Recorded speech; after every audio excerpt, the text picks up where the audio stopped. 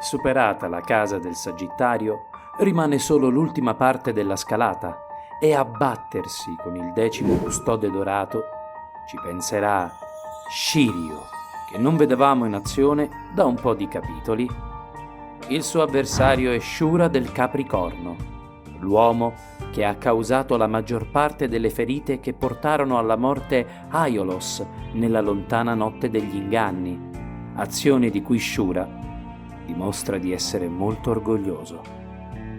Spesso si tende ad associare la figura di Aiolos a quella di Seiya, per ovvi motivi, ma non è un caso se a combattere il suo assassino sarà proprio il nostro dragone, il quale ha un grande punto in comune con Aiolos, ovvero lo spirito di sacrificio.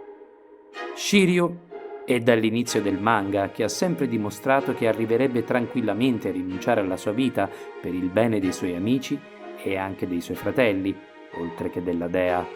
Lo vediamo quando dona il suo sangue per riparare le armature, lo vediamo quando rinuncia alla vista per neutralizzare i poteri dello scudo di Medusa e lo vedremo anche in questa battaglia.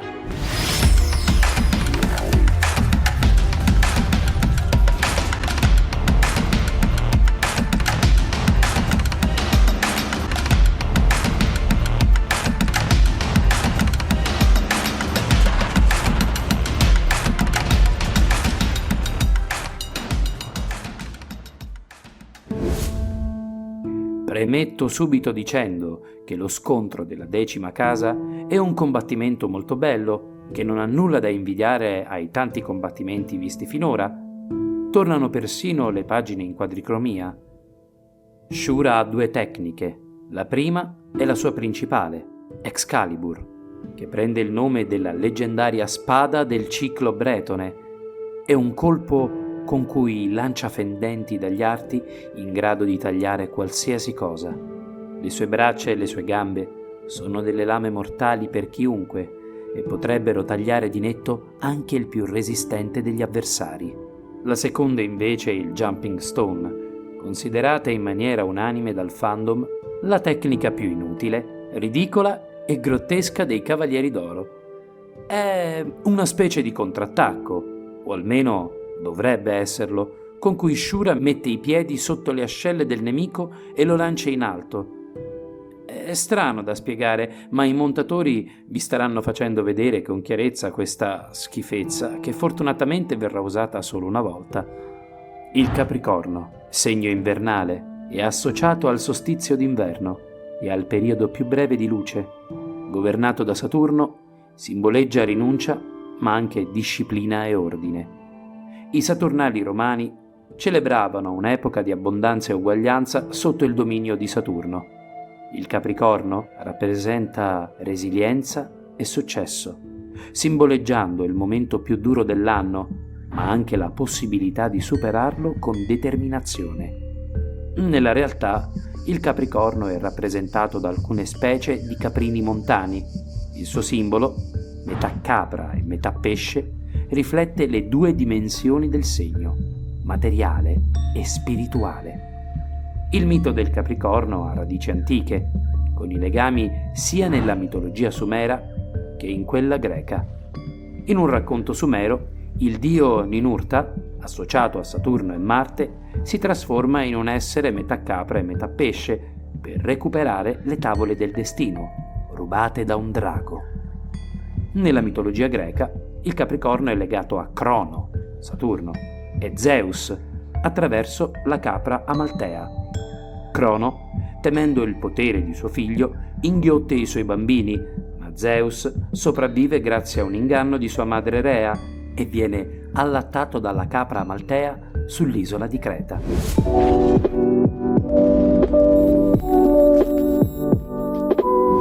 Amaltea, rompendo un corno, dona a Zeus la cornucopia, simbolo dell'abbondanza. Durante una battaglia con il mostruoso tifone, gli dei si trasformano in animali per sfuggire, con Dioniso che si trasforma in capra e Pan, in preda al terrore, si divide tra capra e pesce per fuggire.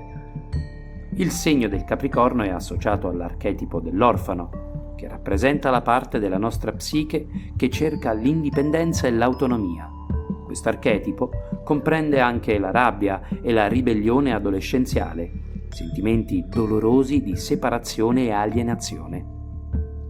L'orfano può sentirsi solo e diverso, reagendo in modo ribelle e rischiando di identificarsi con ruoli di opposizione. Il lavoro, insieme al senso del dovere, all'ingegnosità e alla buona volontà, è cruciale per l'orfano nel suo percorso di crescita.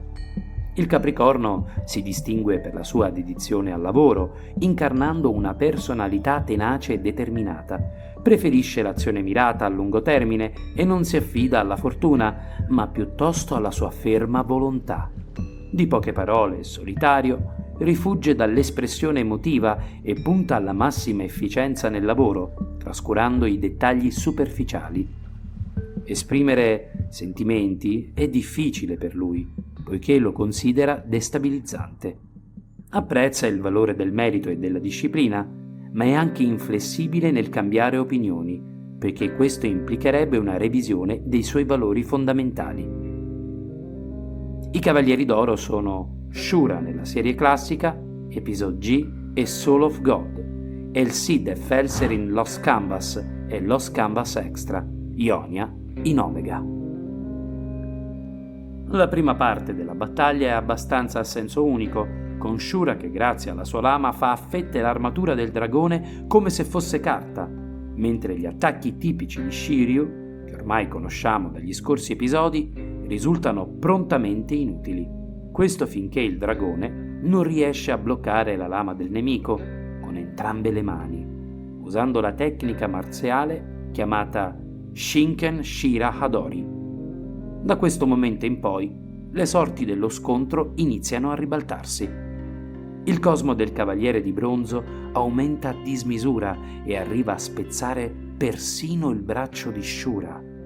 Degna di nota è la tavola che il manga ci regala a questo punto, una bellissima doppia splash page di Shiryu di spalle con il tatuaggio del drago sulla schiena.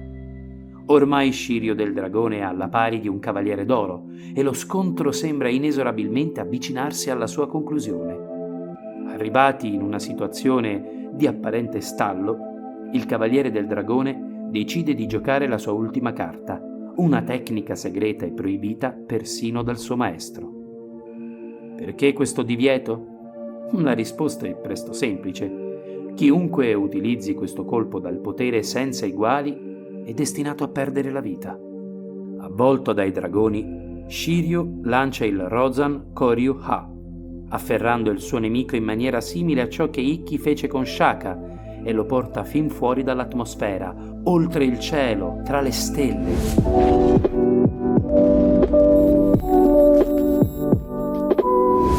In quel momento, il Capricorno comprende i suoi errori.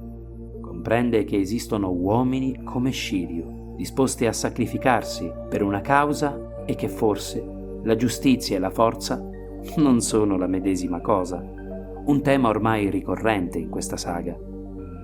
E così, in una malinconica scena, un dragone vola tra le stelle. Il bene ha trionfato, ma a quale costo? Shiryu, non voglio che tu muoia, ma sembra che sia troppo tardi. Presto i nostri corpi cominceranno a bruciare e si ridurranno in polvere e si libereranno per sempre nell'universo. D'ora in poi, almeno come stelle, osserveremo Atena, sei d'accordo, Shiryu? Per concludere, credo che questo scontro sia tra i più memorabili e che Shiryu faccia una splendida figura. Ovviamente sappiamo che il dragone tornerà in futuro, ma se questa fosse stata la sua morte, sarebbe stata memorabile. Non è raro trovare nel manga queste tecniche suicide o che comunque chiedano un altissimo costo all'utilizzatore. Pensiamo al sacrificio di Vegeta contro Majin Buu in Dragon Ball o all'apertura delle 8 porte di Gaimaito in Naruto. Momenti sempre belli in questo genere di storie. Peccato per Capricorn, che non spicca proprio nella caratterizzazione come altri Gold Saint apparsi in precedenza, ed anche la sua battaglia è piuttosto veloce. Insomma, una buona parte di saga, ma si poteva fare meglio. Mentre noi parliamo, però, i cavalieri sono arrivati all'11ª casa e la resa dei conti tra maestro e allievo è ormai prossima.